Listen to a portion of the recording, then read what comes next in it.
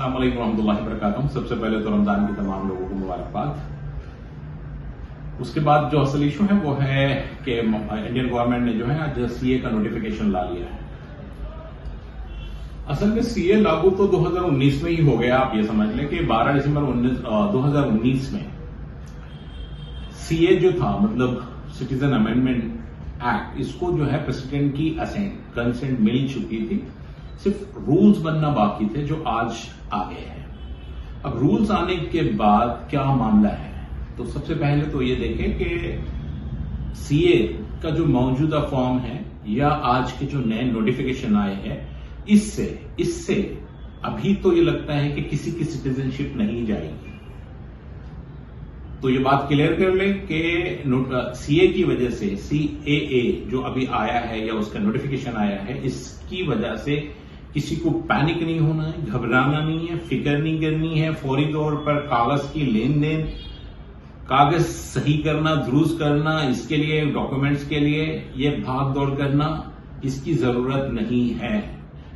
मैं उन लोगों से गुजारिश करना चाहता हूं कि जो लोग लॉ नहीं समझते वो इस मामले में जरा धीरे चले, अपने आप को रोके, कोई ऐसी पोस्ट शेयर ना करे, वीडियोस ना बनाए, आर्टिकल्स ना लिखे। डायरेक्ट बोल रहा हूं कि ना लिखे। अगर आपको कानून नहीं समझता है तो इस पर कमेंट ना करें, क्योंकि लोग आजकल जो है ना हिम्मतें कम देते हैं, डराते ज्यादा है। और मैं सीए के मामले में पहले से भी क्लियर था, अब भी क्लियर है कि इंशाल्लाह इससे मुसलमानों को कोई नुकसान नहीं होगा। अभी के जो नोटिफिकेशन है उसका सिर्फ और सिर्फ जो रूल्स आए हैं वो एक पेज पर बेस्ड है, एक पेज है।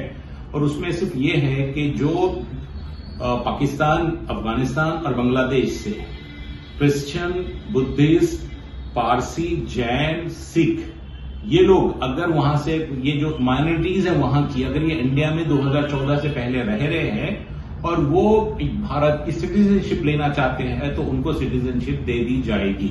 इसमें मुसलमानों को नहीं रखा गया है। गवर्नमेंट का इसमें तर्क ये है कि ये वहां की माइनॉरिटीज नहीं है और ये प्रोसिक्यूटेड नहीं है, वहां पर ये जो है मजलूम नहीं है।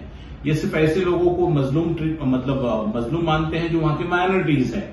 तो यहां पर डिस्क्रिमिनेशन है। आर्टिकल 14 का ये वायलेशन तो बहरहाल है, जिसके खिलाफ 140 पिटीशन सुप्रीम कोर्ट में पेंडिंग है।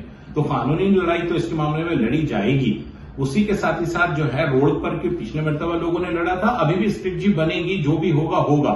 लेकिन फिलवक्त सीएए और उसके जो रूल्स हैं, इसकी वजह से किसी की सिटीजनशिप जाएगी ऐसा उस मामले में नहीं लगता, जब तक के एनपीआर या एनआरसी न की जाए। लेकिन गवर्नमेंट की तरफ से जो क्लैरिफिकेशन, वो खुला तौर पे क्लैरिफिकेशन दिया गया है, जिसको अभी कितना मानना है नहीं मानना है वो बात की बात है। लेकिन क्लैरिफिकेशन ये है कि इसकी वजह से, सीए की वजह से किसी की सिटीजनशिप, किसी भी मुसलमान की हो या किसी भी मजहब के बंदे की हो, सिटीजनशिप नहीं जाएगी। ये कानून जो है किसी को शहरियत देने का है, शहरियत छीनने का नहीं है। तो ऐसी सूरत में मेरी आप लोगों से गुजारिश है कि पैनिक ना हो, परेशान ना हो। खास करके लोग, मतलब जैसे सीए का इम्प्लीमेंट हुआ है तो ये शुरुआत हो गई है कि कौन सा डॉक्यूमेंट चाहिए, फलाना डॉक्यूमेंट चाहिए, तो इसके पीछे ना पड़े, इसमें कोई अर्जेंसी ना दिखाए, परेशान ना हो, परेशान खुद भी ना हो, लोगों को भी नहीं करे, सुकून तहम्मुल रखे। इंशाअल्लाह इसके अंदर किसी की कोई सिटीजनशिप नहीं जाएंगी, किसी को परेशानी नहीं होगी। रहा एक अच्छे सिटीजन होने के नाते ही हमारी ड्यूटी है, हमारा फर्ज है कि हम लोग अपने पेपर्स अच्छे रखें। वो ऐसे भी रखने चाहिए, ये लॉ आए ना आए, एक अच्छे सिटीजन की जो जिम्मेदारी है वो ये जिम्मेदारी होनी चाहिए उसके अंदर कि वो अपने पेपर्स को अच्छा रखे। जब अब तक जिसने किया वो वेल एंड गुड, नहीं हुए हैं किसी वजह से, वो धीरे धीरे आराम से करे, पैनिक ना हो। और वही लोगों से रब्त करें जिनको कानून समझता हो, जो डॉक्यूमेंट्स की रिक्वायरमेंट है, जिसके अंदर मेन जो डॉक्यूमेंट है आपको बर्थ सर्टिफिकेट एंड पासपोर्ट है। इस पर अगर ये जिनके पास है वैसे भी कोई फिक्र नहीं करना चाहिए। दूसरे डॉक्यूमेंट्स के भी बारे में प्रॉब्लम्स नहीं होनी चाहिए। तो ज्यादा से ज्यादा अगर किसी के पास कोई डॉक्यूमेंट ना हो तो बर्थ सर्टिफिकेट के लिए बने, और बर्थ सर्टिफिकेट आप वकील से रब्त करें और उनसे बनाए। लोग आजकल, मैंने कुछ लोगों को देखा है, बेतहाशा पैसे देकर ये सोच रहे हैं कि हमारे कोई डॉक्यूमेंट बन जाए। इतनी इमरजेंसी नहीं है। तो बहरहाल दूसरा, लोग अभी देखें ना कि अभी सीए आया नहीं है तो लोग अब ये शुरू कर देंगे कि फला डॉक्यूमेंट्स की रिक्वायरमेंट, एक लंबी चौड़ी एक लिस्ट आ जाती है। तो मैं आपको अभी से क्लियर कर दूं कि वो लिस्ट जो है वो असम की थी। असम का मामला एकदम मुख्तलिफ है। वहां की एनआरसी हो चुकी है, लेकिन आज तक उसकी इंप्लीमेंटेशन नहीं हुआ है और होगा भी नहीं।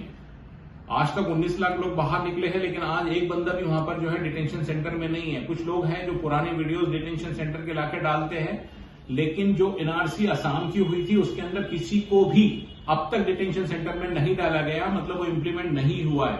और वो जो लिस्ट आती है वो लिस्ट है असम से रिलेटेड, इसलिए उसको इधर से उधर फॉरवर्ड न करें कि ये डॉक्यूमेंट चाहिए, वो डॉक्यूमेंट चाहिए, फलां तारीख से पहले चाहिए, फलां तारीख के बाद चाहिए। ये सब बकवास है, इसके पीछे न पड़े, सुकून से रहिए, रमजान अच्छे से गुजारिए, हमारे लिए भी दुआ करें, इबादतें करें। उसी तरह से फिलिस्तीन के मुसलमानों के वास्ते खास तौर पर अपनी दुआओं में उन लोगों को याद रखें। फिलिस्तीन के अंदर सबसे बड़े अभी जो मसला चल रहा है वो है उनके खाने पीने के जो मसले हैं बेचारों के, उनको फूड्स नहीं है। तो ऐसी सूरत में तमाम से गुजारिश ये है कि अपनी इफ्तार सहरी के दुआओं में जो है उनको याद रखें और इफ्तार और सहरी के जो हमारे खाने हैं उसकी नुमाइश ना करें। जज़ाकल्लाह।